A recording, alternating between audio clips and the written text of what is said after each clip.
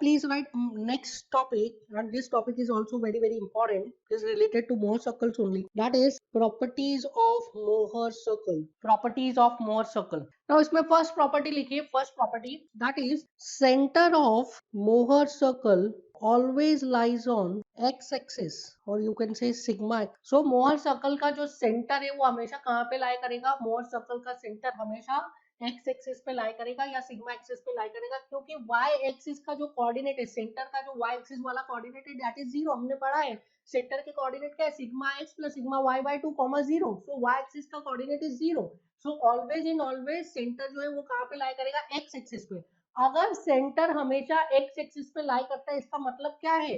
देखिए, कोई एक सर्कल है like this is X axis, and कोई एक सर्कल है, एंड इस सर्कल का जो सेंटर है वो हमेशा एक्स एक्सिस पे लाई कर रहा है.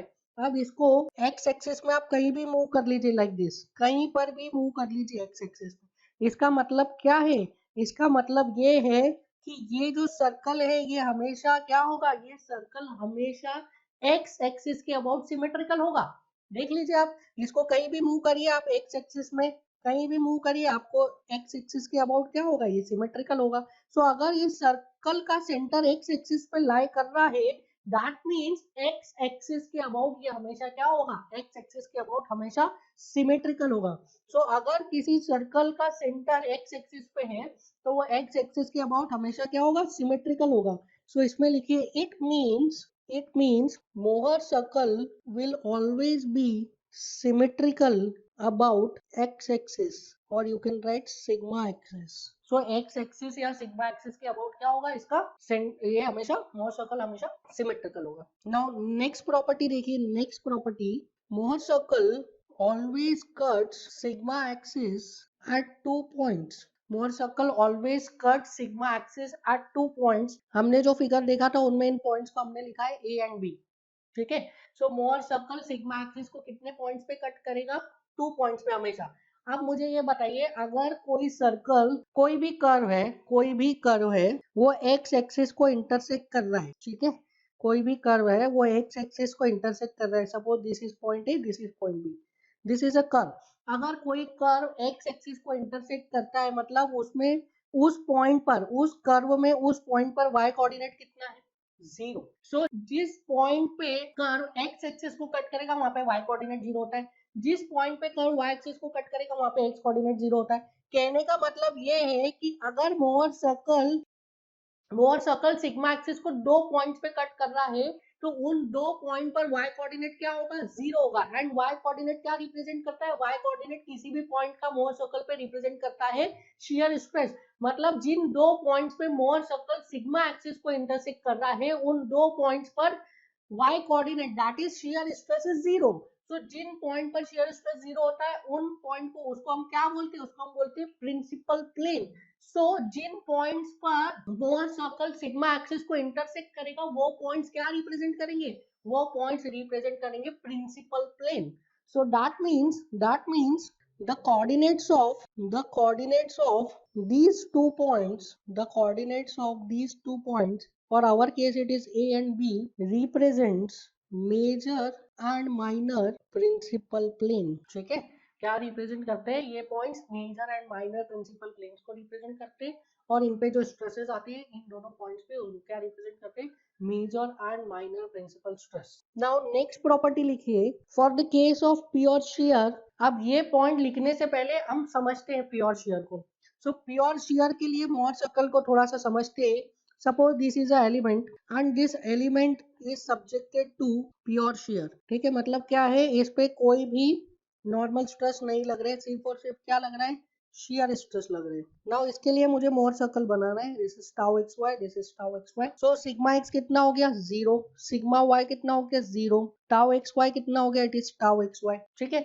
सो इसके लिए सेंटर क्या आ जाएगा? सेंटर हमें पता है, it is sigma X plus sigma Y by 2 comma 0. So sigma X 0 है, सिग्मा वाई 0 है, तो सेंटर क्या आ जाएगा? 0 comma 0. So centre is 0 comma 0. अब रेडियस बताइए. रेडियस का फॉर्मूला हमें पता है, r is equal to under root of sigma X minus sigma Y by 2 का whole square plus tau square X Y. Sigma X 0 है, सिग्मा वाई 0 है, तो r क्या आ जाएगा? Under root of tau square X Y which is equal to tau X Y. So centre क्या आ गया, सेंटर आ गया 0,0 and radius is tau X Y. अब इसके लिए आप मोर सर्कल बना लीजिए. सेंटर पता है हमें क्या है, centre is 0,0 and radius is tau X Y. अब मोर सर्कल बनाइए आप इसके लिए. कोई भी क्वेश्चन आएगा आपको मोर सर्कल बनाना है तो ऐसे ही बनाना है आपको. सिग्मा एक्स की वैल्यू लो, उसमें से सिग्मा वाई की वैल्यू लो, टाउ एक्स वाई की वैल्यू लो, सेंटर के कोऑर्डिनेट निकालो, रेडियस निकालो, मोर सर्कल बना लो. सो सेंटर और रेडियस निकाल लिया, अब मोर सर्कल बना लेते हैं हम. So for the case of pure shear हम मोर सर्कल बना के देखते हैं. So this is shear axis or you can say tau axis or you can say y axis and this is sigma axis or you can say x axis. So आप बताइए इसमें centre क्या है, centre is 0,0. So ये हो गया centre, that is origin, and radius is r. So 0,0 और r radius का आप एक सर्कल बना लीजिए. So this is the Mohr circle. ठीक है, ये रेडियस आ गया इसका r, this is r radius and centre is 0,0. आप बताइए क्या दिख रहा है आपको, कैसा दिख रहा है आपको Mohr circle.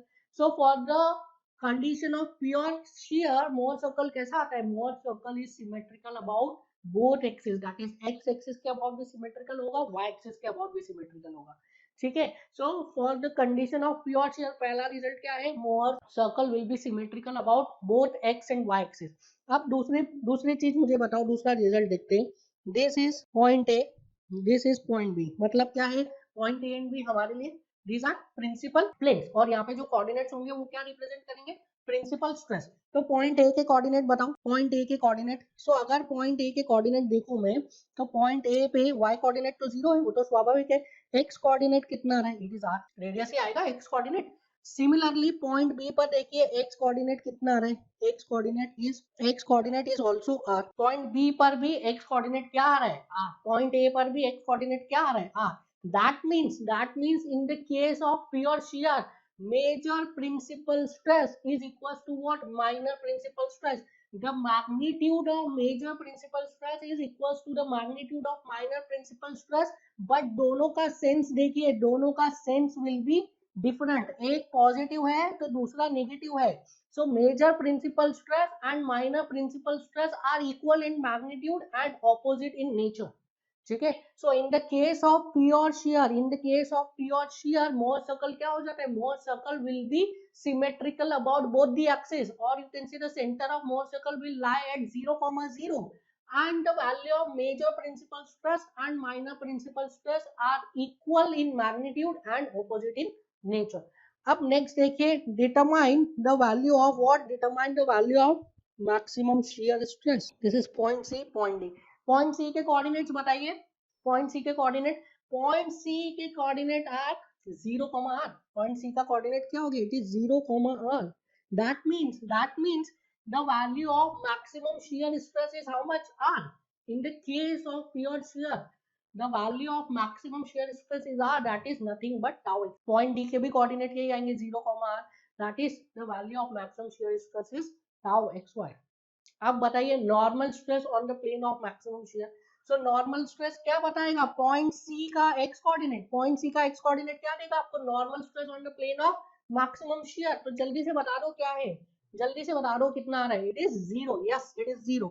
So normal stress on the plane of maximum shear is nothing but 0 in the case of what, in the case of pure. So in the case of pure shear normal stress on the plane of tau max, normal stress on the plane of tau max is equals to what, normal stress on the plane of tau max is 0.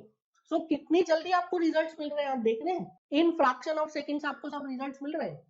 आपको क्या करना है, सिर्फ centre और radius बनाना. Centre और radius बना लिया आपने, मोर सर्कल बना लिया, सारे रिजल्ट्स आ गए in fraction of seconds.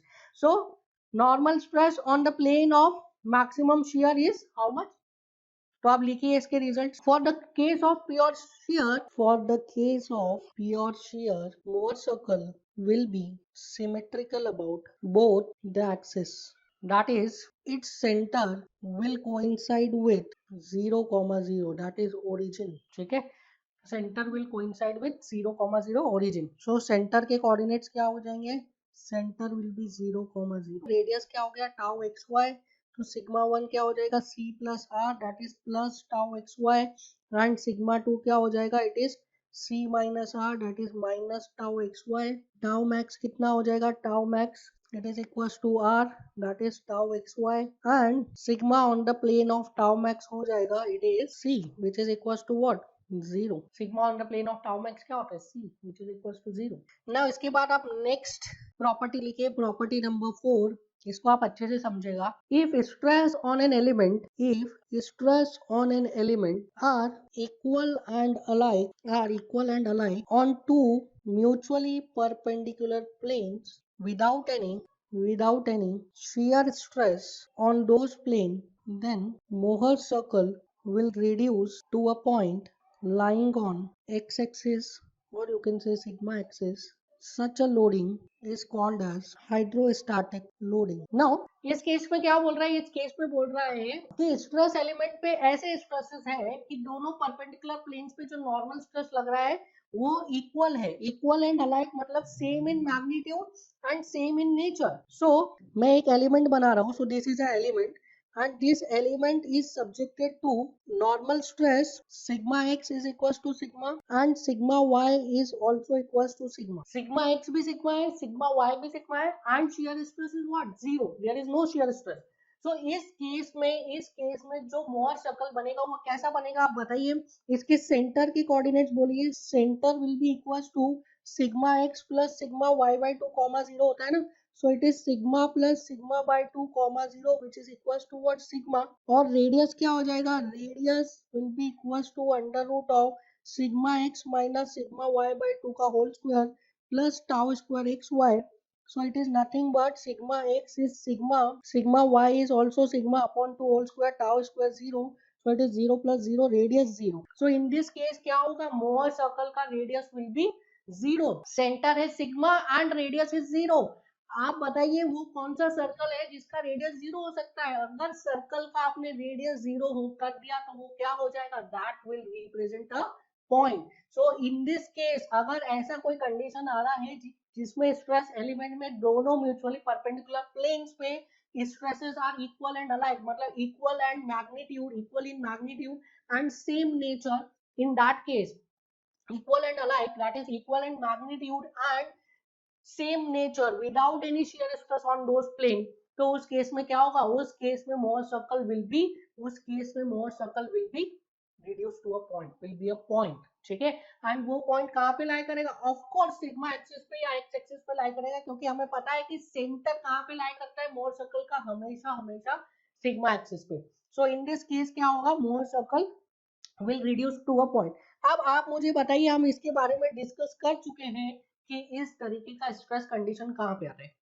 This type of stress condition occurs in the case of what, in the case of hydrostatic loading. So देखिए हाइड्रोस्टैटिक लोडिंग का केस. So if I consider a static fluid, so अगर मैं एक static fluid लूं, so suppose this is a static fluid and इस static fluid में मैं एक पॉइंट कंसिडर कर रहा हूं, suppose this is a point. So this point will be subjected to equal pressure from all the directions. इस point पे सभी डायरेक्शंस में से क्या आएगा, सभी डायरेक्शन से इक्वल प्रेशर आएगा. ठीक है. इस पॉइंट पर सभी डायरेक्शंस में क्या आएगा, इक्वल प्रेशर आएगा. नाउ अगर इस पॉइंट पे सभी डायरेक्शन से इक्वल प्रेशर आ रहा है, then this will represent what, this will represent a condition of hydrostatic loading. ठीक है. इसमें आप कोई से भी दो परपेंडिकुलर प्लेन्स ले लीजिए, उसमें क्या आएगा, उसमें लगेंगे normal stress which are equal and alike, and shear stress क्या होगा उन पे, 0. ठीक है. Shear stress 0, normal stress equal and alike. तो in this case Mohr circle का रेडियस क्या हो जाएगा, 0. एंड इसके लिए मोहर सर्कल कैसा बनेगा, मोहर circle will be a point which lies on sigma axis. Now इस केस में क्या हो रहा है, इस केस में जो स्ट्रेसेस लग रहे हैं दैट आर कॉम्प्रेसिव. देखिए इस फ्लूइड के एलिमेंट पे कैसे स्ट्रेस लग रहे हैं, कॉम्प्रेसिव स्ट्रेसेस लग रहे हैं. सो जो मोहर सर्कल बनेगा, दैट मींस मोहर सर्कल का पॉइंट बनेगा, वो कहाँ पे बनेगा, ऑन द नेगेटिव साइड. ठीक है. नेगेटिव सिग्मा एक्सिस पे बनेगा. सो this is sigma axis, this is tau axis. So Mohr circle will lie on negative side of sigma axis. Now इस केस को, इस कंडीशन को क्या बोलते हैं, इस केस को बोलते हैं submerged body. So this is the case of submerged body. So hydrostatic loading में this was the first case, that is of submerged body. Now एक और केस देखते हैं. This is the case of internal fluid pressure. This is the case of internal fluid pressure. तो इसमें क्या हो रहा है, suppose there is a container, there is a spherical container और उसमें फ्लूइड को फिल किया हुआ है internally at a pressure more than atmospheric pressure. So there is a spherical container and इस स्पेरिकल कंटेनर में क्या किया है, इस स्पेरिकल कंटेनर में हमने फ्लूइड को फिल किया है and that fluid is having pressure more than atmospheric pressure. आप एग्जांपल ले सकते हैं, फुटबॉल का एग्जांपल ले लीजिए, बलून का एग्जांपल ले लीजिए. तो उसमें क्या होता है कि जो इंटरनल प्रेशर है that is more than atmospheric pressure. So उस केस में क्या होगा, उस केस में जो स्ट्रेसेस लगेंगे that would be equal and alike. More over जो स्ट्रेसेस आएंगे that stresses will be tensile. In this case जो स्ट्रेसेस होंगे that would be tensile. So stresses will be tensile in this case. ठीक है, so stress कैसे आ रहे हैं, यहाँ पे टेंसाइल आ रहे हैं. सो इन दिस केस अगर मैं मोर सर्कल बनाऊं सिग्मा एंड टाउ, तो मोर सर्कल कहाँ पे आएगा, Mohr circle will be on positive sigma axis. That is, Mohr circle will reduce to a point and that point will lie on positive sigma axis. So अगर submerge body का case है तो submerge body के case में मोर circle कहाँ पे लाई करेगा, on the negative sigma axis पे. और इंटरनल फ्लूइड प्रेशर का केस है तो उसमें मोर सर्कल कहाँ लाई करेगा, on the positive sigma axis. Moreover, in the case of hydrostatic loading, Mohr circle क्या होगा, Mohr circle will reduce to a point and that point will lie where, that point will lie on sigma axis.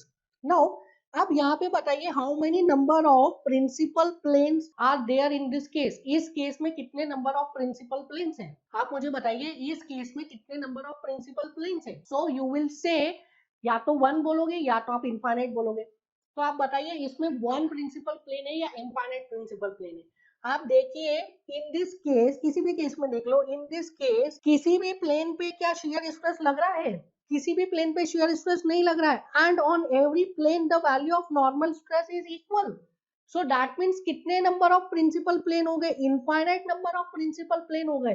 And हमने देखा था that tau X Y dash is equal to minus of sigma x minus sigma y by 2 sin 2 theta plus tau xy cos 2 theta. ठीक है, now अब ये element को देखिए, इस एलिमेंट पे क्या दोनों परपेंडिकुलर प्लेन पे कोई शेयर स्ट्रेस लग रहा है, नहीं लग रहा है. So this tau X Y is what, this tau X Y is 0. ठीक है, अब आप मुझे बताइए tau X Y dash is equal to minus sigma X minus sigma Y by 2. इस टर्म के कभी पॉजिटिव होने के चांसेस है क्या, ये टर्म के tau X Y dash is equal to minus sigma X minus sigma Y by 2. So sigma X sigma Y दोनों इक्वल है, equal in magnitude and same nature. ठीक है, तो इक्वल मैग्नीट्यूड सेम नेचर है तो sigma X sigma Y के बराबर है, तो ये दोनों क्या हो जाएंगे, कैंसिल हो जाएंगे. सो this is 0, this term is 0 sin 2 theta. मतलब आप थीटा की कोई भी वैल्यू रख दीजिए, tau xy dash will never be other than 0. ठीक है, tau xy will always be 0. आप थीटा की यहाँ पे कोई भी वैल्यू रख दीजिए, tau xy will always and always and always be 0. अगर tau xy थीटा की हर वैल्यू पे 0 है और थीटा की आप कितनी वैल्यूज रख सकते हैं, आप थीटा की इनफाइनाइट वैल्यूज रख सकते हैं, तो दैट मच नंबर ऑफ क्या मिलेंगे आपको, प्रिंसिपल प्लेन्स मिलेंगे. So in the case of hydrostatic loading कितने प्रिंसिपल प्लेन होते हैं, there are infinite number of principal plane. That means every plane is a principal plane. So इसमें एक note लिखिए आप, एक note. In such case shear stress is 0 at every plane, hence every plane is a principal plane. Every plane is a principal plane. इस case में हर plane क्या होगा, principal plane होगा. इसमें लिखिए therefore in the case of hydrostatic loading there will be infinite number of principal planes. ठीक है, there will be infinite number of principal planes. So I hope आपको सारी बेसिक प्रॉपर्टीज समझ में आई होगी मोर सर्कल की, मोर सर्कल से कैसे हम रिजल्ट एक्सट्रैक्ट कर रहे हैं समझ में आया होगा. नाउ अभी तक हमने जो ये प्रॉपर्टीज पढ़ी है, these were the basic properties of Mohr circle. Now हम अब जो पढ़ने वाले, these are some advanced properties. So the next is advanced properties of Mohr circle. Advanced properties of Mohr circle. Now अब मैं अगर Mohr circle की बात करूं, so if I draw a Mohr circle, so this is a Mohr circle. Now ये जो Mohr circle है आप इसमें देखिए, this is point A, हमें पता है that this is point A and this is point B, and these point A and point B are representing what, these point A and point B are representing principal planes on the loading diagram. loading diagram पे ये point A and point B किसको represent कर रहे हैं, ये principal planes को represent कर रहे हैं. so हमें पता है कि principal planes के बीच में कितना एंगल होता है, two principal planes are always and always perpendicular to each other. So दो प्रिंसिपल प्लेन्स के बीच में कितना एंगल होता है 90 डिग्री. अब यहाँ पे देखिए आप इन दो पॉइंट्स के बीच में सेंटर के अबाउट कितना एंगल है 180 डिग्री. सो लोडिंग डायग्राम में दो प्लेन्स हैं उनके बीच में एंगल है 90 डिग्री. वही दो प्लेन्स को दो पॉइंट रिप्रेजेंट कर रहे हैं ए एंड बी. उनका मोर सर्कल पे एंगल कितना है मोर सर्कल में angle about the centre is 180 degree. So loading diagram पे दो प्लेन्स के बीच में अगर एंगल थीटा है तो उन्हीं दो प्लेन्स को जो दो पॉइंट्स मोर सर्कल पे रिप्रेजेंट कर रहे हैं उन दोनों पॉइंट्स के बीच में मोर सर्कल पे एंगल कितना होगा 2 थीटा अबाउट द सेंटर. ठीक है, सेंटर के अबाउट दो पॉइंट्स के बीच में एंगल कितना हो जाएगा 2 theta if the theta is the angle between the planes in the loading diagram. ठीक है, अगर लोडिंग डायग्राम में दो प्लेन्स है उन दो प्लेन्स के बीच में एंगल थीटा है और उन दोनों प्लेन्स के बीच में जो स्टेट ऑफ स्ट्रेस है उसको रिप्रेजेंट कर रहे दो points on the more circle. तो अगर लोडिंग डायग्राम में उन दो प्लेन्स के बीच में थीटा है एंगल तो मोर सर्कल में उनके करस्पॉन्डिंग पॉइंट्स के बीच में एंगल कितना हो जाएगा 2 थीटा अबाउट द सेंटर. सो यहाँ पे देखिए जो दो प्रिंसिपल प्लेन को रिप्रेजेंट कर रहे पॉइंट ए एंड बी इनके बीच में एंगल कितना है 2 थीटा दैट इज 180 डिग्री. ठीक है, लोडिंग डायग्राम में कितना होता है 90 डिग्री. यहाँ पे कितना है मोर सर्कल में इट इज 180 डिग्री. अब यहाँ पे आप ये बताइए point C, this is point C. Point C किसको रिप्रेजेंट कर रहा है point C is representing the plane of maximum shear.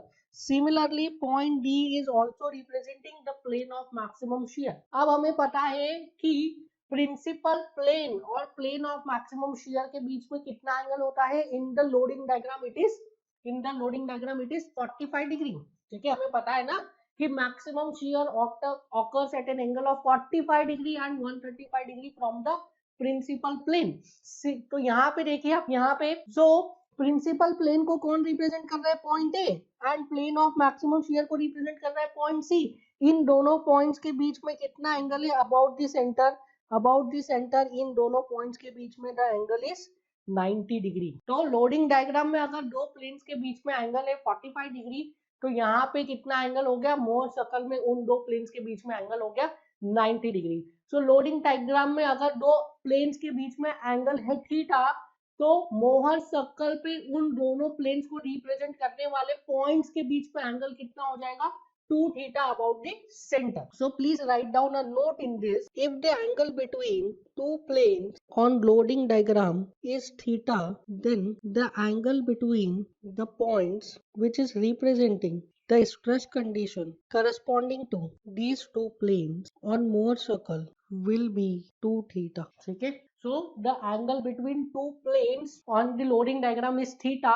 तो उनके जो corresponding points आ रहे हैं मोहर सर्कल पे जो points उनकी स्ट्रेस कंडीशन को रिप्रेजेंट कर रहे हैं उन points के बीच में एंगल कितना हो जाएगा 2 थीटा about the center से देखना है आपको. ठीक है, about the center. ये जो 180 डिग्री आ रहा है दोनों प्रिंसिपल प्लेन के बीच में एंगल दिस इज सेंटर के अबाउट आ रहा है 180. ये maximum shear stress plane of maximum shear stress and plane of maximum normal stress के बीच में जो एंगल आ रहा है 90 डिग्री वो भी कहाँ से आ रहा है अबाउट द सेंटर है. नाउ नेक्स्ट प्रॉपर्टी देखिए आप. Next property this is conceptual. This is a conceptual property. So this is shear stress axis, tau axis, this is sigma. Now अगर मैं किसी स्टेट ऑफ स्ट्रेस के लिए Mohr circle बना रहा हूँ तो मोहर सर्कल पे कोई भी एक पॉइंट है अगर मोहर सर्कल पे एक पॉइंट है उसके कोऑर्डिनेट्स क्या रिप्रेजेंट करते हैं. Suppose this is point P. तो इस P पॉइंट के कोऑर्डिनेट्स क्या रिप्रेजेंट करेंगे. इस P पॉइंट के कोऑर्डिनेट्स रिप्रेजेंट करेंगे combination of shear stress and normal stress. So इस P पॉइंट के कोऑर्डिनेट्स रिप्रेजेंट करेंगे shear stress and normal stress. So इस P पॉइंट पे I am assuming the shear stress is tau xy dash and normal stress is sigma x dash. ठीक है, इस पे shear stress है tau xy dash and normal stress is sigma x dash. Now अब ये जो point P है ये पॉइंट P कहाँ पे स्ट्रेस रिप्रेजेंट कर रहा है. ये पॉइंट P स्ट्रेस रिप्रेजेंट करता है ऑन अ प्लेन. एक प्लेन पर शियर स्ट्रेस और नॉर्मल स्ट्रेस रिप्रेजेंट कर रहा है. सो हमने पढ़ा था if the plane is fix. अगर हम प्लेन को फिक्स कर दे तो हम स्ट्रेसेस को वेक्टर के जैसा ट्रीट कर सकते. अगर हम प्लेन को फिक्स कर दे तो स्ट्रेसेस को हम कैसा ट्रीट कर सकते वेक्टर के जैसा. कहने का मतलब है कि suppose this is a plane, this is AB plane, this is BC plane मैंने प्लेन को फिक्स कर दिया कि प्लेन इज ए बी, तो ए बी प्लेन पे अगर कोई नॉर्मल स्ट्रेस लग रहा है सिग्मा एंड इस पे शियर स्ट्रेस लग रहा है टाउ, तो मैं इन दोनों को एज अ वेक्टर यूज कर सकता हूँ, एज अ वेक्टर ट्रीट कर सकता हूँ और इनका रिजल्टेंट बता सकता हूँ। Resultant is under root of sigma square plus tau square. Similarly क्या हो रहा है, point P is a plane, ठीक है, दो प्लेन्स पे शियर स्ट्रेस नॉर्मल स्ट्रेस नहीं है, एक ही प्लेन पर स्ट्रेस रिप्रेजेंट कर रहा है क्या, पॉइंट पी। कौन क्या रिप्रेजेंट कर रहा है, पॉइंट पी प्लेन पर जो शियर स्ट्रेस है that is tau X Y dash और जो नॉर्मल स्ट्रेस है that is sigma X dash. तो इस पॉइंट पी का distance from the origin will represent the value of resultant stress that is sigma r on the plane P। Plane P पे अगर आपको resultant stress निकालना है तो वो रिजल्टेंट स्ट्रेस क्या रिप्रेजेंट करता है, वो resultant stress is nothing but the distance of point P from the origin. So Mohr circle के सरकमफरेंस पे कोई भी पॉइंट है, उस पॉइंट का एक्स कोऑर्डिनेट क्या रिप्रेजेंट करता है, उस पॉइंट का एक्स कोऑर्डिनेट रिप्रेजेंट करता है the value of normal stress on that plane, और y कोऑर्डिनेट क्या रिप्रेजेंट करता है, y कोऑर्डिनेट रिप्रेजेंट करता है the value of shear stress on that plane। And कोई भी पॉइंट है मोहर सर्कल के सरकमफरेंस पे, उसका ओरिजिन से distance that is point O से डिस्टेंस क्या रिप्रेजेंट करेगा, पॉइंट ओ से डिस्टेंस रिप्रेजेंट करेगा resultant stress on that plane. समझ में आया, रिजल्टेंट स्ट्रेस को रिप्रेजेंट करेगा। तो मोहर सर्कल पे कोई भी पॉइंट है उसका एक्स कोऑर्डिनेट क्या रिप्रेजेंट करता है, normal stress on that plane, Y coordinate represent करता है shear stress on that plane, and distance of point from the origin क्या रिप्रेजेंट करता है, distance of point from the origin represent करता है the value of resultant stress on that plane. Next, अब ये जो यहाँ पे हमने रिजल्टेंट स्ट्रेस निकाला, ये प्लेन ए बी था, प्लेन ए बी पे रिजल्टेंट स्ट्रेस निकाला, इस रिजल्टेंट स्ट्रेस का inclination I am assuming it as beta. So Mohr circle से अगर आपको ये बीटा निकालना है तो ये जो लाइन आ रही है इन दोनों को ज्वाइन करने वाली, इस लाइन का angle with the sigma axis is nothing but beta. So sigma axis से लाइन का इंक्लिनेशन, कौन सी लाइन का इंक्लिनेशन, जो ज्वाइन कर रही है ओरिजिन को विद द पॉइंट, जिस पॉइंट पे आपको रिजल्टेंट निकालना है, उस लाइन का inclination from the sigma axis क्या दे रहा है आपको, रिजल्टेंट स्ट्रेस का इंक्लिनेशन दे रहा है, रिजल्टेंट स्ट्रेस का ओरिएंटेशन दे रहा है। समझ में आया। सो ये लाइन की लेंथ क्या रिप्रेजेंट कर रही है, लाइन की लेंथ रिप्रेजेंट कर रही है the value of resultant stress, और इस लाइन का inclination from the sigma axis represent कर रहा है रिजल्टेंट स्ट्रेस का inclination from the horizontal axis. समझ में आया। So ये resultant stress का inclination from the horizontal axis is represented by the angle between the line joining point on Mohr circle with the origin and sigma axis। ठीक है, इन दोनों के बीच में जो एंगल है वो रिजल्टेंट स्ट्रेस का इंक्लिनेशन दे रहा है। नाउ अब यहाँ पे पूछता है आपसे कुछ क्वेश्चंस, इससे रिलेटेड आपसे कुछ क्वेश्चंस पूछता है।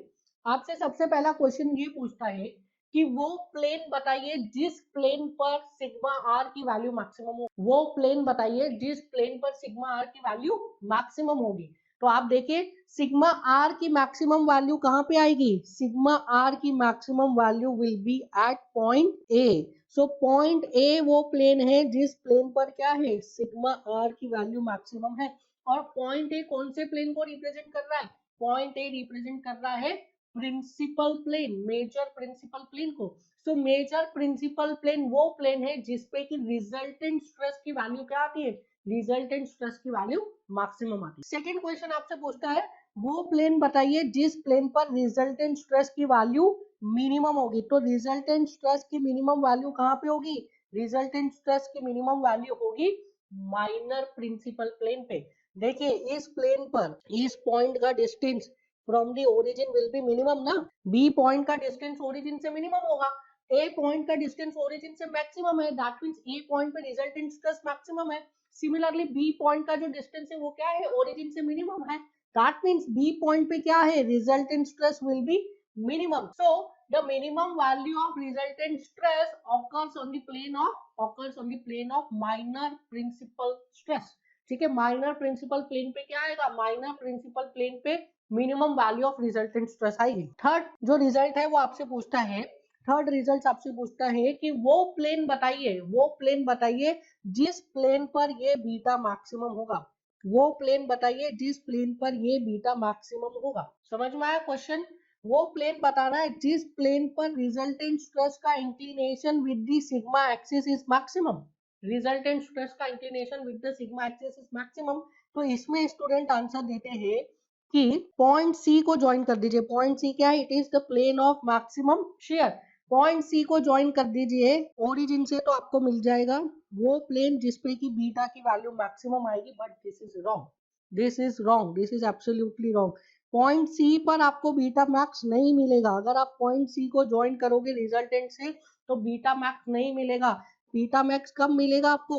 बीटा मैक्स आपको इस पॉइंट पे मिलेगा। देखिए इस पॉइंट पे जो क्या होगा? टेंजेंट होगा ऑन दी मोहर सर्कल। सो मोहर सर्कल पे एक आपको टेंजेंट बनाना पड़ेगा which will be the most inclined। ठीक है, तो this beta will be beta max. ये वाला जो एंगल है this is बीटा मैक्स। समझ में आया? Beta max. नाउ इस बीटा मैक्स का क्या इंपॉर्टेंस है? इस बीटा मैक्स का बहुत ज्यादा इंपॉर्टेंस है। बीटा मैक्स आपको देता है फेलियर एनवलप। ठीक है, ये जो लाइन है ना, जो लाइन पे बीटा मैक्स आ रहा है, ये लाइन आपको क्या देता है? Failure envelope. यहाँ से आप देखेंगे इस टाइप से फेलियर एनवलप बनेगा। हम लोग इसको डिटेल में पढ़ेंगे in soil mechanics. Soil mechanics में हम इस चीज को डिटेल में देखेंगे। देखिए मटेरियल की जो शियर स्ट्रेंथ है, शियर स्ट्रेंथ वो किस पे डिपेंड करती है? वो कॉम्प्रेसिव स्ट्रेसेस पे डिपेंड कर रही है। आप इसको इजीली समझ सकते हैं। Suppose this is a material और इस प्लेन से शेयरिंग करना है, इस प्लेन से शेयरिंग। अगर आप इसको ज्यादा कॉम्प्रेस करके रखोगे तो शेयरिंग करना विल बी डिफिकल्ट, और आप इसको लूज रखोगे तो शेयरिंग करना विल बी वेरी इजी। तो जितना ज्यादा कॉम्प्रेशन रहेगा मटेरियल में, जितना ज्यादा कॉम्प्रेशन रहेगा उतना ज्यादा इसको शेयरिंग होने में डिफिकल्टी होगी। समझ में आया? जितना ज्यादा मटेरियल में कॉम्प्रेशन होगा, जितना ज्यादा कॉम्प्रेशन लगाओगे उतना ज्यादा डिफिकल्टी होगी शेयरिंग होने में। This is very very valid in the case of soil. Soil के केस में आप देखेंगे ना, वहां पे आपको पता चलेगा कि जो शेयर स्ट्रेंथ है सॉइल की वो डिपेंड करती है ऑन दी कॉम्प्रेसिव स्ट्रेस। जितना ज्यादा कॉम्प्रेसिव स्ट्रेस लगाओगे उतना ज्यादा शेयर में स्ट्रेंथ बढ़ जाएगी। सो यहाँ पे देखिए ये जो पॉइंट है, ये पॉइंट क्या रिप्रेजेंट कर रहा है? ये पॉइंट रिप्रेजेंट कर रहा है combination of normal stress and shear stress. ये पॉइंट रिप्रेजेंट कर रहा है combination of normal stress and shear stress.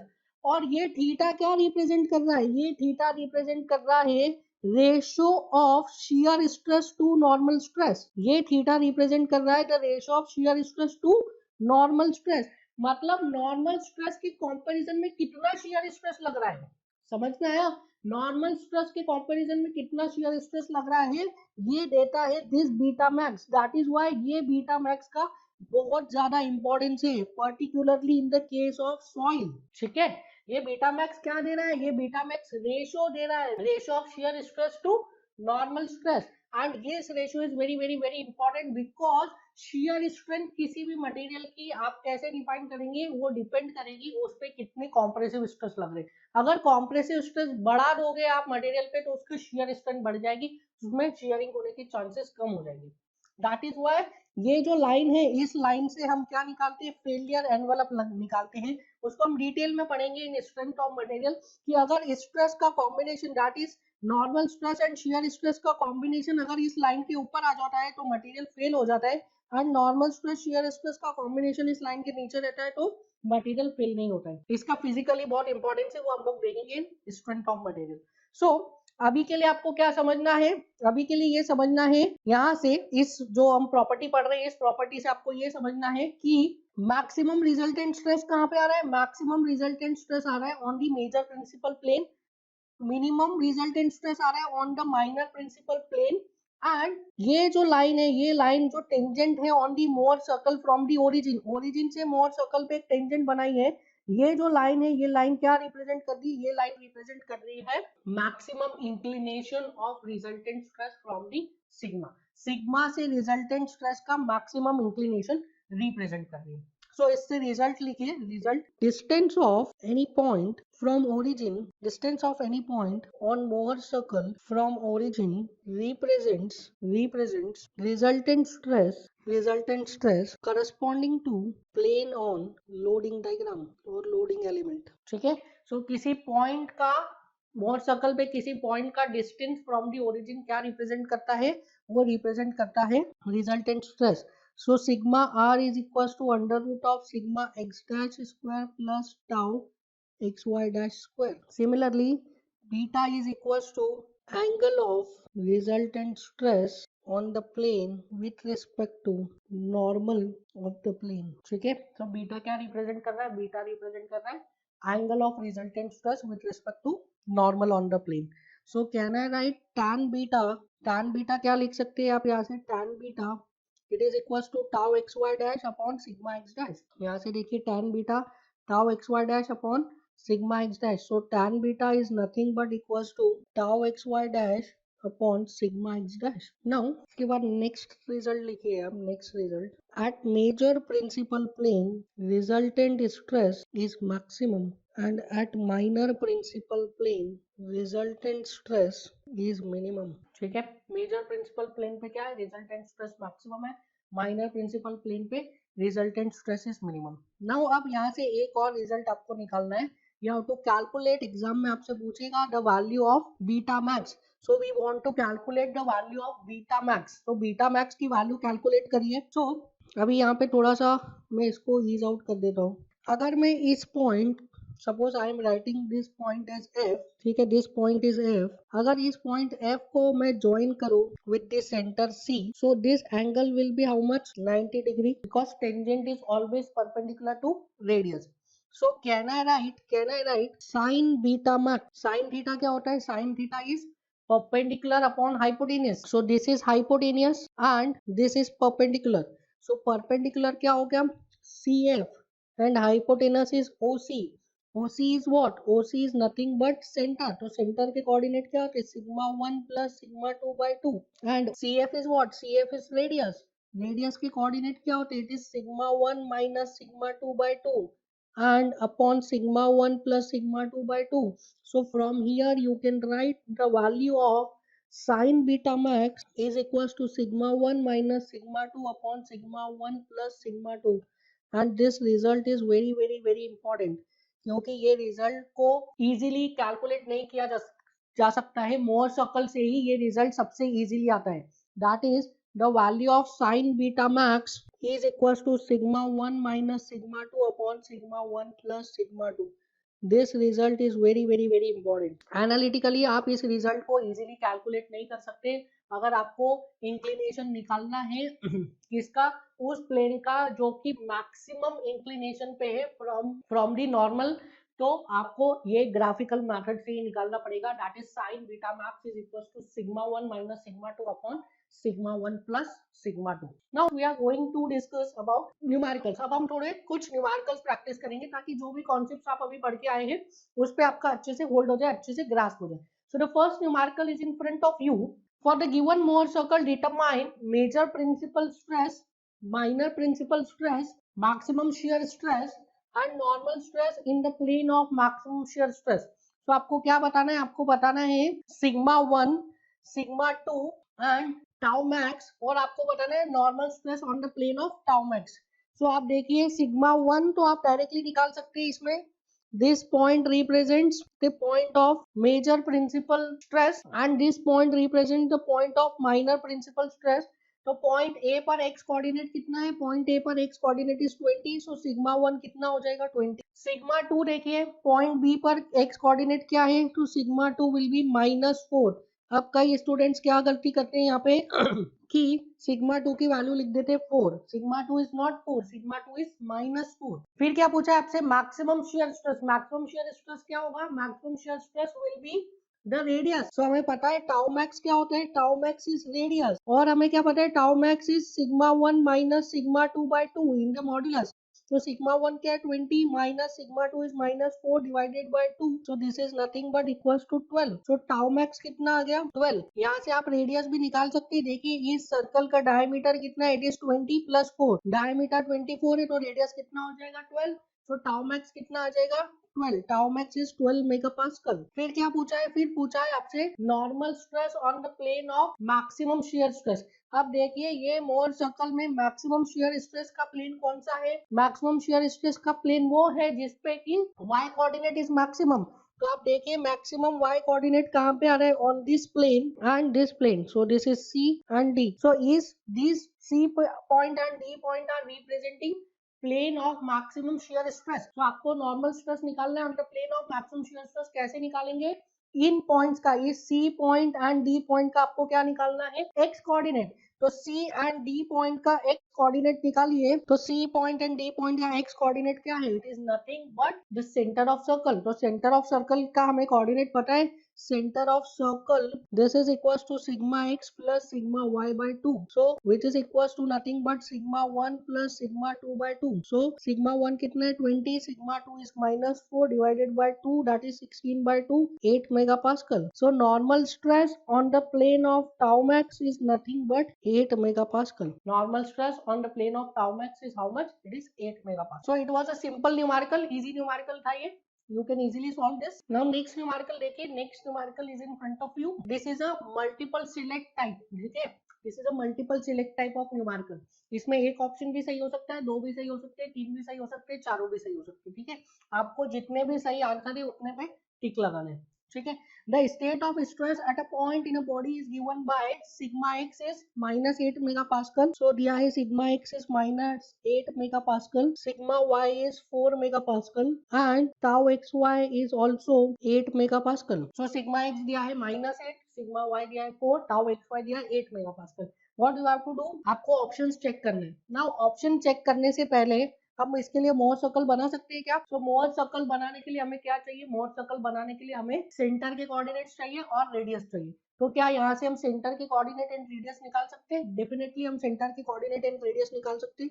तो center C is equal to sigma x plus sigma y by 2, sigma x कितना 8 minus 8, sigma y is 4, so minus 8 plus 4 by 2 is 2। Now radius क्या होता है, radius is nothing but sigma x minus sigma y by 2 का whole square plus tau square X Y. Now radius को आप ये भी लिख सकते हैं sigma 1 minus sigma 2 by 2, but हमारे पास सिग्मा 1 सिग्मा 2 की वैल्यू नहीं है, तो हमें यहीं से निकालना पड़ेगा रेडियस। तो radius is equal to under root of sigma x कितना है, it is minus 8 and sigma y is 4, so minus 8 minus 4 by 2 का whole square and tau is 8, so 8 and 4 12 by 2 6 का square, so under root of 6 का square plus 8 का square, this is nothing but 10। So radius आ गया 10 and centre के coordinate आ गए 2,0। सो इसके लिए आप मोर सर्कल बना सकते हैं, यस डेफिनेटली बना सकते हैं। सेंटर और रेडियस मिल गया तो कोई भी सर्कल बना लेगा। सो एक्सिस बना रहा हूँ मैं, सो this is tau axis, this is sigma axis, centre कितना आ रहा है -2 and radius is 10, this is -2, this is 8, -2 plus 10 is 8 and -2 minus 10 is -12। सो एक सर्कल बनाई है, so this is the required Mohr circle. ये आ गया है हमारा मोर सर्कल। नाउ अब आप देखिए जो आपको ऑप्शंस दिए हैं, फर्स्ट ऑप्शन क्या दिया है, there exist no plane where normal stress is 0। क्या बोल रहा है कि इस मोर सर्कल के लिए कोई भी ऐसा प्लेन नहीं है जहाँ पे नॉर्मल स्ट्रेस 0 है। नाउ अब आप बताइए कि ये मोहर सर्कल पे नॉर्मल स्ट्रेस 0 कहाँ पे पॉसिबल हो सकता है। मोहर सर्कल पे नॉर्मल स्ट्रेस 0 उस पॉइंट पे पॉसिबल हो सकता है जो पॉइंट टाउ एक्सिस से इंटरसेक्ट कर रहे हैं। देखिए मोहर सर्कल क्या रिप्रेजेंट कर रहा है, मोहर सर्कल रिप्रेजेंट कर रहा है coordinate of sigma and tau, ठीक है।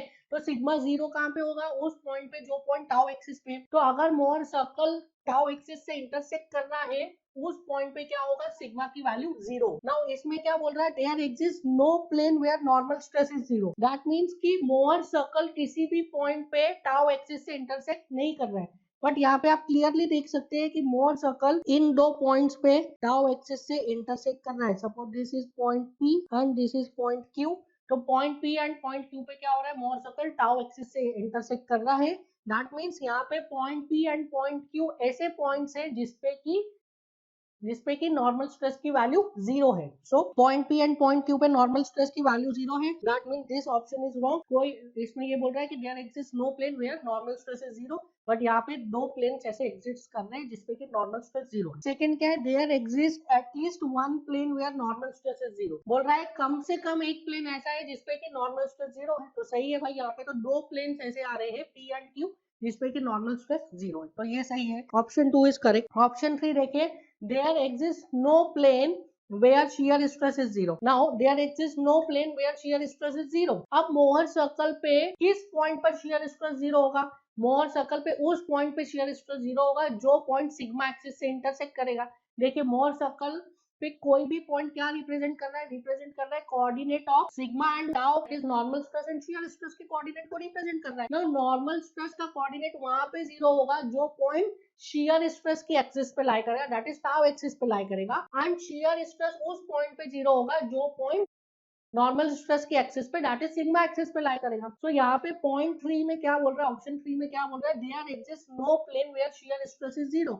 मतलब कोई भी ऐसा पॉइंट नहीं है जो कि सिग्मा एक्सिस से इंटरसेक्ट कर रहे हैं। तो यहाँ पे देखिए आप क्लियरली देख सकते हैं कि there are two points, this is A and this is B, जो कि सिग्मा एक्सिस से इंटरसेक्ट कर रहे हैं। यहाँ पे हमको क्लियरली दिख रहा है दो पॉइंट्स है ए एंड बी जो कि सिग्मा एक्सिस से इंटरसेक्ट कर रहे हैं। मतलब point A and point B पर क्या है, point A and point B पर the value of shear stress is 0. So option 3 is wrong. Option 3 में बोल रहे हैं कोई भी ऐसा प्लेन नहीं जिसपे shear stress 0। यहाँ पे दो प्लेन है, हमने देख लिया यहाँ पे दो प्लेन है जिसपे क्या है, shear stress की वैल्यू 0 है। ऑप्शन डी देखिए 4, option 4, in the plane of maximum shear normal stress is 2 megapascal. In the plane of maximum shear normal stress is 2 megapascal. So normal stress on the plane of maximum shear, ये हम किससे निकालते हैं, ये देता है centre के coordinate. देख लीजिए मैक्सिमम शियर का प्लेन कौन सा आएगा यहाँ पे, the plane of maximum shear. Plane of maximum shear वो प्लेन होगा जिसपे कि टाउ कोऑर्डिनेट मतलब शियर स्ट्रेस का कोऑर्डिनेट मैक्सिमम होगा।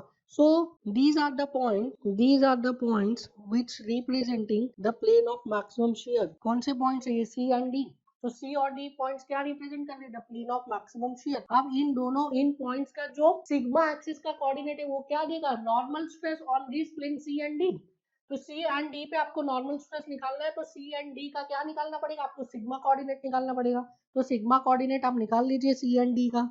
If you calculate sigma coordinate of C and D you will get what, center. वो तो हमें पता ही है that the value of normal stress on the plane of maximum shear is what, center. So the value is -2. So in the plane of maximum shear normal stress is 2 megapascal. अब यहाँ पे -2 नहीं लिखा है, ना कॉम्प्रेसिव लिखा है, ना टेंसाइल लिखा है। That means this statement is correct. Normal stress लिखा है ना, नॉर्मल कॉम्प्रेसिव स्ट्रेस या नॉर्मल टेंसाइल स्ट्रेस तो नहीं लिखा है, लिखा है नॉर्मल स्ट्रेस इज 2 मेगापास्कल। अब वो टेंसाइल भी हो सकती है, कॉम्प्रेसिव भी हो सकती है। So it is 2 megapascal and the answer is correct. So यहाँ से आपको अगर ये क्वेश्चन आता आपके मल्टीपल सिलेक्ट टाइप में, तो आपको कौन कौन से आंसर लगाने होते, आपको आंसर लगाना होता 2 एंड 4। अगर आप दोनों आंसर लगाते तभी आपको मार्क्स मिलते। अगर आप कोई और आंसर भी लगाते या 2 और 4 दोनों के अलावा कुछ और लगाते तो आपको फुल मार्क्स नहीं मिलते। ठीक है, नाउ अब यहाँ पे थोड़ा सा हम एनालाइज करते हैं कि ये जो 4 ऑप्शन दिए हैं, क्या ये 4 ऑप्शन जनरल कंडीशन के लिए पॉसिबल है या नहीं है। सो फर्स्ट ऑप्शन आपको दिया है, first option is there exists no plane where normal stress is 0। तो क्या जनरल कंडीशन के लिए ऐसा पॉसिबल है कि कोई भी प्लेन ऐसा नहीं हो जिसपे कि नॉर्मल स्ट्रेस 0 हो। तो देखिए नॉर्मल स्ट्रेस 0 कहाँ पे होता है, नॉर्मल स्ट्रेस 0 तब होता है जब मोहर सर्कल टाउ एक्सिस को इंटरसेक्ट करता है। नॉर्मल स्ट्रेस 0 कब होता है, जब मोहर सर्कल टाउ एक्सिस को इंटरसेक्ट करता है। तो देखते हैं हम मोहर सर्कल बना के। तो अगर इस टाइप से मोहर सर्कल होगा तो इस केस में क्या होगा, there will be no plane जिसपे कि नॉर्मल स्ट्रेस की वैल्यू 0 होगी। कोई भी ऐसा प्लेन नहीं होगा जिसपे नॉर्मल स्ट्रेस की वैल्यू 0 होगी। हर प्लेन पे कुछ ना कुछ नॉर्मल स्ट्रेस का वैल्यू आएगा ही आएगा। ठीक है, या तो फिर अगर मोहर सर्कल ऐसा आ जाए तो इस केस में क्या होगा, इस केस में कोई भी ऐसा प्लेन नहीं होगा जिसपे कि नॉर्मल स्ट्रेस की वैल्यू 0 होगी। हर प्लेन पे नॉर्मल स्ट्रेस की कुछ ना कुछ वैल्यू होगी। देखिए हमको समझ में आता है कि there are two axis, this is sigma axis, this is tau axis. ठीक है, या तो समझिए this is X axis, this is Y axis. ठीक है, कोई भी एक कर्व है, उस कर्व पे एक्स कोऑर्डिनेट तब 0 होगा जब वो कर्व वाई कोऑर्डिनेट को इंटरसेक्ट करेगा। ठीक है, कोई भी कर्व पे एक्स कोऑर्डिनेट तब 0 होगा जब वो वाई कोऑर्डिनेट को इंटरसेक्ट करेगा। मतलब मोहर सर्कल पे उस पॉइंट पर शियर स्ट्रेस 0 होगा जब मोर सर्कल, जिस पॉइंट पे मोर सर्कल टाउ एक्सिस को इंटरसेक्ट करेगा। अब यहाँ पे मोर सर्कल किसी भी पॉइंट पे टाउ एक्सिस को इंटरसेक्ट नहीं कर रहा है, that means in this case there will be no plane जिसपे कि नॉर्मल स्ट्रेस क्या होगा, 0 होगा। हर प्लेन पे नॉर्मल स्ट्रेस की कुछ ना कुछ वैल्यू आएगी। इसको लैंग्वेज में ऐसा भी बोल सकते हैं, if both the stresses, if both the principal stresses that is major principal stress and minor principal stress are tensile, तो उस केस में there will be no plane, there will be no plane जिसपे normal stress 0 होगा। या तो फिर if both the stress, major principal stress and minor principal stress are compressive, if both major principal stress and minor principal stress are compressive, in that case there will exist no plane जिसपे कि क्या होगा, जिसपे कि normal stress की value 0 होगी। So option number 1 is possible, so 1 is possible, possible है ये। Second option देखिए, there exists at least one plane where normal stress is 0। Now ये वाला केस तो पॉसिबल है, अभी आपने देख लिया for this more circle this case is possible, ठीक है। तो अगर मोर सर्कल टाउ एक्सिस को इंटरसेक्ट करेगा तो देयर एग्जिस्ट टू प्लेन जहां पे कि नॉर्मल स्ट्रेस क्या होगा, नॉर्मल स्ट्रेस 0 होगा।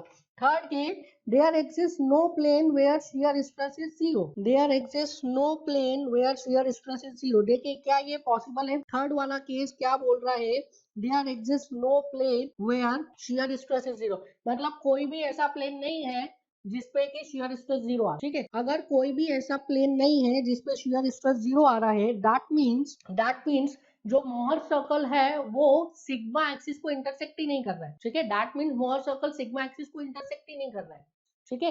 देखिए किस पॉइंट पर शियर स्ट्रेस 0 होगा, शियर स्ट्रेस उस पॉइंट पर 0 होगा जिस पॉइंट पर मोहर सर्कल सिग्मा एक्सिस को इंटरसेक्ट करेगा। शियर स्ट्रेस उस पॉइंट पर 0 होगा जिस पॉइंट पर मोहर सर्कल सिग्मा एक्सिस को इंटरसेक्ट करेगा। अब ये थर्ड स्टेटमेंट बोल रहा है, थर्ड स्टेटमेंट में बोल रहा है कि there exist no plane where shear stress is 0, मतलब कोई भी ऐसा प्लेन नहीं है जहाँ पे शियर स्ट्रेस 0 है, मतलब कोई भी ऐसा पॉइंट नहीं है मोर सर्कल में जो कि सिग्मा एक्सिस को इंटरसेक्ट कर रहा है, मतलब मोर सर्कल सिग्मा एक्सिस को इंटरसेक्ट ही नहीं कर रहा है। तो क्या ऐसा पॉसिबल है, क्या ऐसा पॉसिबल है कि ये मोर सर्कल ऐसा बन जाए, क्या ऐसा पॉसिबल है कि मोर सर्कल यहाँ पे बन जाए, क्या ऐसा पॉसिबल है कि मोर सर्कल यहाँ पे बन जाए, क्या ऐसा पॉसिबल है कि मोर सर्कल यहाँ पे बन जाए, क्या ऐसा पॉसिबल है कि मोर सर्कल यहाँ पे बन जाए, क्या ऐसा पॉसिबल है कि मोर सर्कल यहाँ पे बन जाए।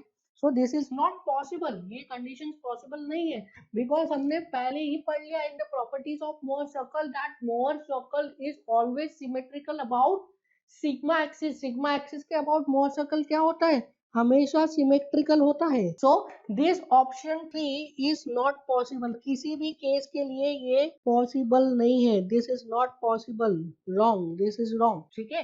This case is not possible for any loading condition. Now next देखिए, नेक्स्ट ऑप्शन क्या है, in the plane of maximum shear normal stress is 2 megapascal, तो ये तो जनरल कंडीशन के लिए फॉर दिस लोडिंग।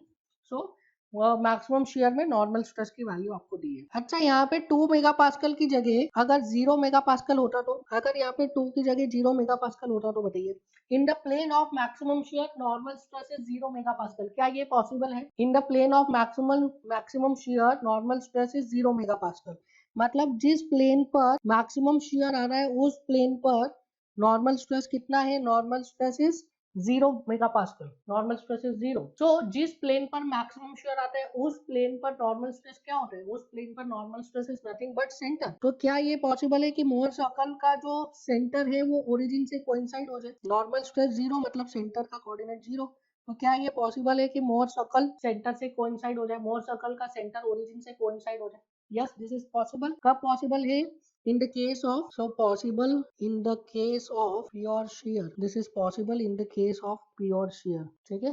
सो अगर वहां पे 0 मेगापास्कल दिया होता तो वो पॉसिबल होता for the case of pure shear. Next numerical देखिए, next numerical it is a easy one, there is a Mohr circle of centre 60 megapascal and radius 100 megapascal, determine the shear stress in the plane of pure shear। So you have to determine what, you have to determine shear stress on the plane of what, pure shear। So कैसे बताएंगे, क्या कोई formula है आपके पास analytical इसके लिए, there is no analytical formula, कोई formula नहीं है इसके लिए। इसके लिए आपको क्या करना पड़ेगा, मोर सर्कल इज बनाना पड़ेगा। So this is sigma, this is tau. So centre कितना दिया है 60 megapascal and radius is 100 megapascal. So centre आ गया 60 and radius is 100। So this is the required Mohr circle. ठीक है, centre is 60 and radius is 100। ठीक है, so this is the required Mohr circle. क्या पूछा है आपसे, आपसे पूछा है shear stress on the plane of pure shear। shear stress on the plane of pure shear means आपसे ये वैल्यू पूछी है, this value. So this value tau is question mark. कैसे निकाल सकते हैं आप, you can easily calculate bye right angle triangle. ठीक है, राइट एंगल ट्रायंगल बनाइए, you can easily calculate. Suppose this point is O, this is P और ये तो C है। सो can I right I have to determine OP. So OP is under root of PC square minus OC square. So tau is equals to under root of PC कितना आ गया, PC is nothing but R. This is radius. So it is R square minus 60 का square. तो radius निकालिए, radius क्या आ रहा है इसमें, radius is 100. So tau is equals to under root of 100 का square minus 60 का square. तो कितना आ रहा है, it is 80. So tau is 80 megapascal. कितना आ गया, tau 80 megapascal. So the correct answer is D, 80 megapascal. Now ये जो क्वेश्चन है, ये जो इसमें पूछा था, that is the value of shear stress on the plane of pure shear. ये आप सिर्फ और सिर्फ मोर सर्कल से निकाल सकते हैं, there is no other way. Now next numerical देखिए, next numerical, for the given state of stress you have to draw Mohr circle. Now in this case को डिफरेंट स्ट्रेस कंडीशंस दी है, डिफरेंट स्ट्रेस एलिमेंट्स दिए हैं and these stress elements are subjected to only and only principal stress. सिर्फ और सिर्फ क्या लग रहा है, प्रिंसिपल स्ट्रेस लग रहा है। आप देखिए किसी भी एलिमेंट पे शेयर स्ट्रेस नहीं लग रहा है। सो इन एलिमेंट्स के अगर आपको मोर सर्कल बनाने तो आपको सेंटर और रेडियस निकालने की जरूरत नहीं है, आप ऐसे ही बना सकते हैं। देखिए हम कैसे बनाते हैं। तो हमें पता है that more circle is always and always symmetrical about sigma axis. तो सबसे पहले आप सिर्फ सिग्मा एक्सिस बनाइए। ठीक है, सिग्मा एक्सिस बनाइए। नाउ फर्स्ट केस के लिए मैं मोर सर्कल बना के बताता हूँ आपको, बाकी केसेस के लिए आप खुद ट्राई करिए एक बार। सो फर्स्ट केस में बताइए वैल्यू ऑफ सिग्मा 1 कितना है, sigma 1 is 20 and sigma 2 is 0। So sigma 1 जो है 20 है, सिग्मा 2 0 है। सिग्मा 1 और सिग्मा 2 क्या रिप्रेजेंट करते हैं, सिग्मा 1 एंड सिग्मा 2 रिप्रेजेंट करते हैं मोर सर्कल के दो extreme points on the sigma axis. So this is the first extreme point, that is 20 and this is the second extreme point, that is 0। ठीक है, तो फर्स्ट एक्सट्रीम पॉइंट और second extreme point आ गया आपके पास। अब आप मोर सर्कल बना लीजिए। So this is the required Mohr circle. ठीक है, अब मोर सर्कल आ गया है। अब आप आपका टाउ एक्सिस बना लीजिए। This is what, this is sigma axis. अब आप टाउ एक्सिस बना लीजिए। टाउ एक्सिस कहाँ पे आएगी, tau axis will be vertical, 0 से पास होगी। This is tau axis. So ये आपका आ गया क्या, मोर सर्कल। बाकी केसेस के लिए आप ट्राई करिए, आपसे बनना चाहिए। आई होप कि आपने ट्राई किए होंगे। सो सेकंड केस के लिए अब हम देखते हैं। सेकंड केस के लिए अगेन क्या करेंगे, हम सिग्मा एक्सिस बना लेंगे। सो this is sigma axis. Now for the second case आप बताइए what is the value of sigma 1। Sigma 1 is -20 and sigma 2 is 0। Sigma 1 कितना है, -20, सिग्मा 2 इज 0। सो ये सिग्मा 1 एंड सिग्मा 2 क्या रिप्रेजेंट कर रहे हैं, ये मोर सर्कल के दो एक्सट्रीम पॉइंट्स को रिप्रेजेंट कर रहे हैं ऑन दी सिग्मा एक्सिस। तो सिग्मा एक्सिस पे -20 एंड 0, ये -20 एंड 0 क्या रिप्रेजेंट कर रहे हैं, दो एक्सट्रीम पॉइंट्स, दो एक्सट्रीम कॉर्नर्स रिप्रेजेंट कर रहे हैं मोर सर्कल के। सो आप अब मोर सर्कल बना लीजिए, आपको डायमीटर मिल गया है। So this is the required Mohr circle. अब आप क्या करेंगे, अब आप टाउ एक्सिस को बना लेंगे। तो ये आ गया आपका tau axis, this is tau, this is sigma, this is -20 and this is 0। ठीक है, सो सेकेंड केस के लिए इस तरीके से आ जाएगा मोर सर्कल। थर्ड केस के लिए देखिए, थर्ड केस के लिए नाउ बताइए in the third case sigma 1 कितना है, सिग्मा 1 इज 20 एंड सिग्मा 2 कितना है, सिग्मा 2 इज 10। सो अगेन आप बनाइए सिग्मा एक्सिस। सो ये सिग्मा एक्सिस बना लिया। नाउ मोर सर्कल के जो सिग्मा एक्सिस पे दो एक्सट्रीम कॉर्नर्स है वो आपको पता चल गए हैं। तो सिग्मा एक्सिस के दो एक्सट्रीम कॉर्नर्स पता चल गए, दिस इज +10 और दिस इज +20। बस अब आपको दो एक्सट्रीम कॉर्नर्स पता चल गए, आप इजीली मोर सर्कल बना सकते हैं। बना लीजिए Mohr circle. So this is the required Mohr circle. अब क्या करेंगे, in the last tau axis बना लेंगे। सो टाउ एक्सिस कहाँ पे आएगी, देखिए यहाँ पे आ रहा है 10। सो टाउ एक्सिस इधर कहीं आएगी। सो टाउ एक्सिस बना लीजिए। So this is tau axis. So इस तरीके से first second and third case के आपने मोर सर्कल बना लिए। अब फोर्थ केस में देखिए, fourth case what is the value of sigma 1। Sigma 1 is -20 and sigma 2 is -10। सो क्या करेंगे हम, सिग्मा 1 पता है, सिग्मा 1 -20, सिग्मा 2 -10 है। सिग्मा 1 सिग्मा 2 क्या रिप्रेजेंट करता है, सिग्मा एक्सिस पे मोहर सर्कल के दो एक्सट्रीम एंड्स रिप्रेजेंट करता है, दो एक्सट्रीम पॉइंट्स। सो सबसे पहले आप बना लीजिए sigma axis. So this is the sigma axis. So sigma 1 is -20, this is -20, this is -10। सो -20 -10 आपको दो एक्सट्रीम पॉइंट्स मिल गए हैं। यहाँ आप मोहर सर्कल इजीली ड्रॉ कर सकते हैं, तो ड्रॉ करिए Mohr circle. So this is the required Mohr circle. Now what you have to do, आप टाउ एक्सिस बना लीजिए। सो ये -10 है, दिस इज -10, तो इधर कहीं आएगी टाउ एक्सिस। सो अब टाउ एक्सिस बना लेते हैं, this is tau axis, this is tau, this is sigma. Now fifth case के लिए देखिए, फिफ्थ केस के लिए what is the value of sigma 1, sigma 1 is 20 and sigma 2 is -10। So sigma 1 कितना है, +20, सिग्मा 2 इज -10। सो अगेन आप सबसे पहले सिग्मा एक्सिस बनाइए। तो this is sigma axis. Sigma 1 कितना है, sigma 1 is 20, so this is sigma 1 that is 20 and sigma 2 is -10, this is sigma 2 -10। अब sigma 1 sigma 2 क्या रिप्रेजेंट करते हैं, we know it represents extreme points of Mohr circle on the sigma axis। तो sigma axis पे extreme points represent कर रहे हैं। आपको extreme points मिल गए, डायमीटर के दो extreme points मिल गए, आप इजीली सर्कल बना सकते हैं। तो बनाइए circle. So this is the required Mohr circle. अब आप टाउ एक्सिस बना लीजिए। टाउ एक्सिस विल बी, देखिए दिस इज -10, दिस इज +20, तो इधर कहीं आएगा टाउ एक्सिस 10 के पास में, -10 के पास में। तो this is tau axis, this is tau, this is sigma. Now अब लास्ट केस देखिए, this last case is a case of 3 dimensional loading. Now this is a case of what, this is a case of 3 dimensional loading का case है ये। Now इस case में आपको Mohr circle बनाना है, तो आप बताइए आपको कितने मोहर सर्कल्स मिलेंगे। मोहर सर्कल हम दो परपेंडिकुलर प्लेन्स पे जो स्ट्रेस की कंडीशन है उसको रिप्रेजेंट करते हैं, दो परपेंडिकुलर प्लेन्स। तो यहाँ पे देखिए, suppose this is X plane, this is Y plane and this is Z plane. तो दो प्लेन्स के कितने कॉम्बिनेशंस बनेंगे, दो प्लेन्स के 3 कॉम्बिनेशंस बनेंगे। One is x y, one is y z and one is x z. तो दो प्लेन्स के 3 कॉम्बिनेशन बनेंगे। एक पेयर ऑफ प्लेन के लिए एक मोहर सर्कल बनता है, तो यहाँ पे कितने पेयर से, यहाँ पे 3 पेयर ऑफ प्लेन्स है, तो हमें क्या मिलेंगे, हमें 3 मोहर सर्कल मिलेंगे। So in the case of 3D loading कितने मोहर सर्कल्स मिलते हैं, in the case of 3 dimensional loading we will get 3 Mohr circles. Now आप यहाँ पे देखिए कितने प्रिंसिपल स्ट्रेसेस है, यहाँ पे 3 प्रिंसिपल स्ट्रेसेस है। तो मोहर सर्कल कितने पॉइंट्स पे इंटरसेक्ट करेगा सिग्मा एक्सिस को, 3 पॉइंट्स पर। First one is 5, second one is 10 and third one is 20। ठीक है, कितने पॉइंट्स आ गए, 3 पॉइंट्स आ गए। अब जो पहला सर्कल बनेगा वो किस किस के बीच में बनेगा, 5 और 10 के बीच में बनेगा पहला सर्कल। सो फर्स्ट सर्कल बनाइए आप 5 एंड 10 के बीच में। सो this is the first Mohr circle जो 5 एंड 10 के बीच में बनेगा।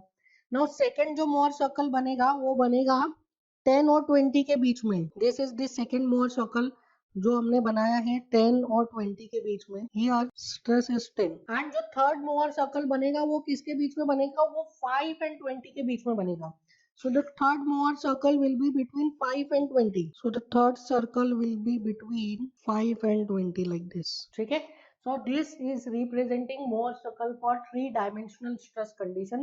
ये जो Mohr circle दिख रहा है आपको 3 circles का combination, ये 3D stress condition के लिए Mohr circle है।